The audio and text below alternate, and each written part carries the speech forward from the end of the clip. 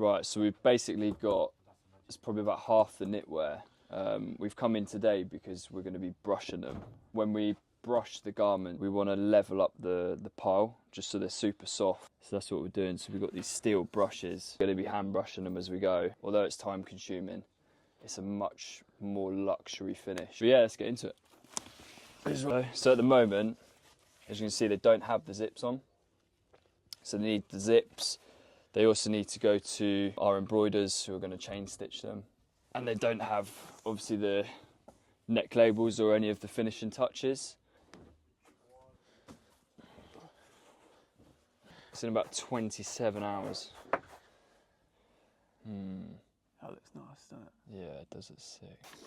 Right, so we're going to be answering some of the questions from the Q&A that we put on the story yesterday. Yeah, one of the questions off the top of my head was any promo codes? And the answer is no. No. Right, this is a good one. Part 1, commencing on the 27th of November, will be the website sale up to 70% off.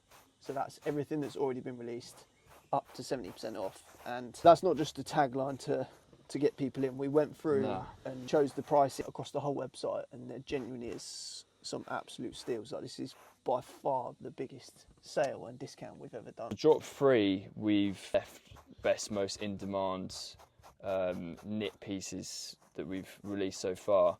Like these zip bombers in oyster and then in tartan green have gone down an absolute storm on socials when we teased them, and we both genuinely can't wait to get these in our wardrobes as well. This Black Friday is definitely going to be the biggest and best to date in terms of volume, but also pieces, and pulling new customers to the website for some absolute steals as well. They don't do brushing, they're scared to do it. He said they don't want to brush.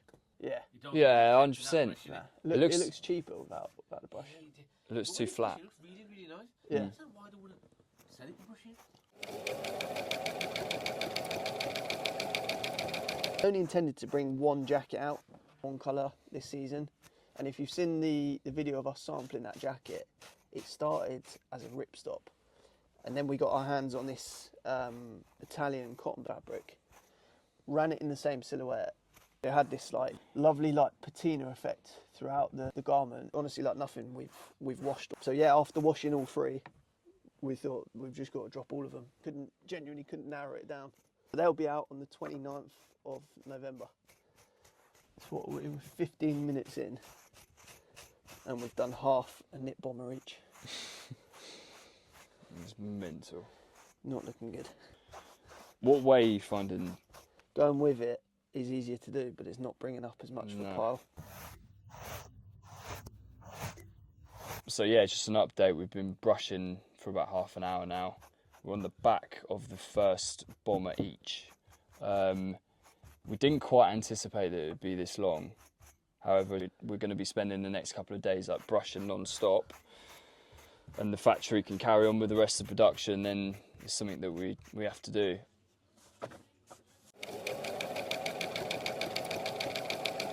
Been to the factory and felt the mohair versus the lamb's wool. To us, there just wasn't really a comparison. Like, lamb's wool doesn't have that sort of glamorous little ring to it, but genuinely in hand it felt 10 times what the mohair felt. Yeah, I guess we're trying to put British lamb's wool back on the map. The big designer brands using mohair as a tag, and then we also found that just because it's got mohair in the title, it's usually a blend, which is also most of the time sort of blended with acrylic wools. You're paying for the name, and the fact that we can go there and sample something on the spot and hand select the yarns, to us was a no-brainer. It's something that we want to keep as the brand's DNA for as long as physically possible. Sourced in England, made in England. We love the story behind it. We love the fact that it's so hands-on for us. Genuinely want to keep as lean as possible. It's just us two in the office. We basically just want to keep making the best possible garments here in the UK as long as physically possible. 100. We've only done one. Nah. Well, is there a cheat code for it? Oh, now you're talking. I'm going to be a fat bastard if that's all right. I'm starving. 2 double medium wraps on their own, please. I've been saying this to you, the phone is on for so many months of it. With four in total, 2 each. And we're stopping for a lunch break. Stopping for it's hard work. It's hard work. Before we answer that, we would say from personal experience, it's not about having the first collection under your belt. I think it's way more beneficial to narrow that down and not try and appear that you're this big brand with endless resources to have hoodies, sweatshirts, jogging bottoms, t-shirts. Just start very small. Would you agree? 100%. I would say, in fact, start with one product that is something unique but still desirable. By that, I don't mean reinvent the wheel. Just do something and do something really well. With the power of social media, especially like TikTok now, all it takes is that one product to blow. And then you can start building out collections from there. Even now, we love it when we stumble across one product that boots off. We don't set out to design a collection, design individual products, and as time goes on, the collection builds. We started with $2,000 and we were going to make a fairly standard tracksuit from Jersey, and we're so glad we didn't. We actually sort of developed and had our cottoman, which we used for the drill. That genuinely got us off the ground, didn't it? Yeah, definitely.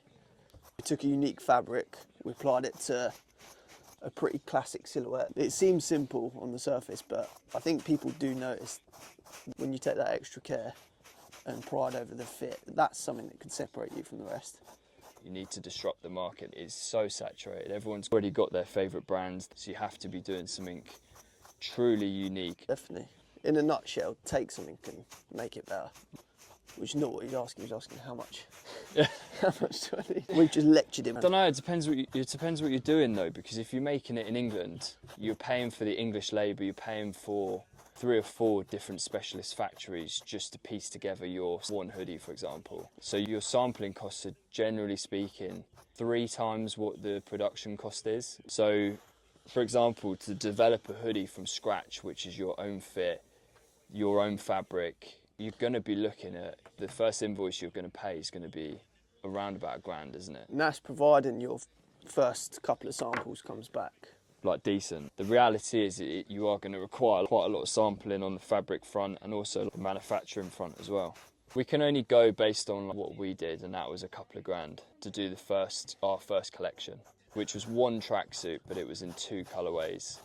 It was all done on a shoestring budget, but where the garment was concerned, there was no corners cut whatsoever. And I think people could see that, which is why they would want to take a punt on a brand they've never heard of.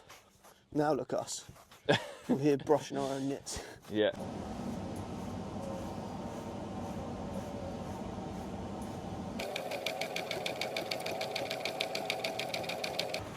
Just like all the collections that we sort of tap into, we like to really nerd out and look through archives of whether it's photos or physical references or even some video footage, just to get a real idea of the culture, the colours, the silhouettes, just the overall vibe of that particular era.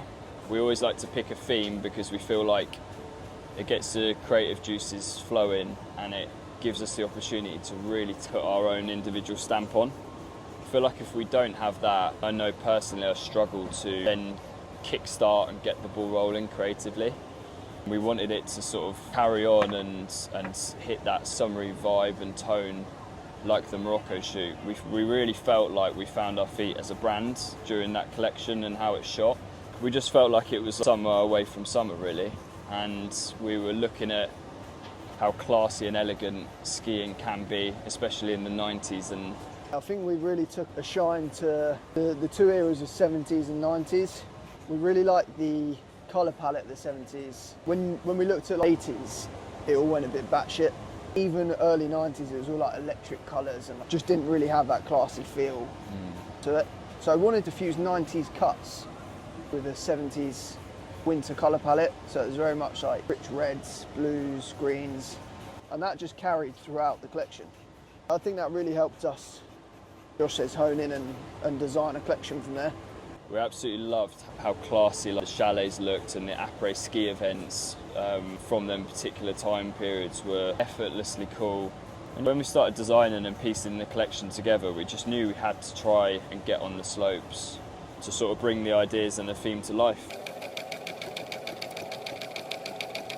Our hands were tied a little bit with that because we were shooting it, what was it, early September, Yeah. which isn't ski season. There isn't No. snow in many mountains at that time of year. So we were sort of looking around and had to sort of reverse engineer it. We found that the Matterhorn was one of the only glaciers that had snow all year round. And we took a bit of a punt on it really because we were banking on a good day. And while we were there, the weather was pretty sort of hit and miss, wasn't it? The other days were pretty shit, right, to be fair. So got very lucky with the weather. €650 or something like that, just for us and our little crew, 6 of us, just to go up to the glacier. Copped it there, didn't we? Obviously the pricing on that is sort of worthwhile if you're going skiing, but we just had a fucking suitcase of photography gear, but it was worth it. We definitely got our money's worth in terms of variety of content. Right, so this is literally the last garment that we're brushing. We need to wrap it up because we've got about a 2 and a bit hour journey back to the studio. I'm gonna be honest, we've got through 2 boxes. So we're gonna get these sent down to us. We're just gonna work through them. Then the zips go in, then the embroidery goes on, then they're finished and they're gonna be ready for the 29th if it kills us.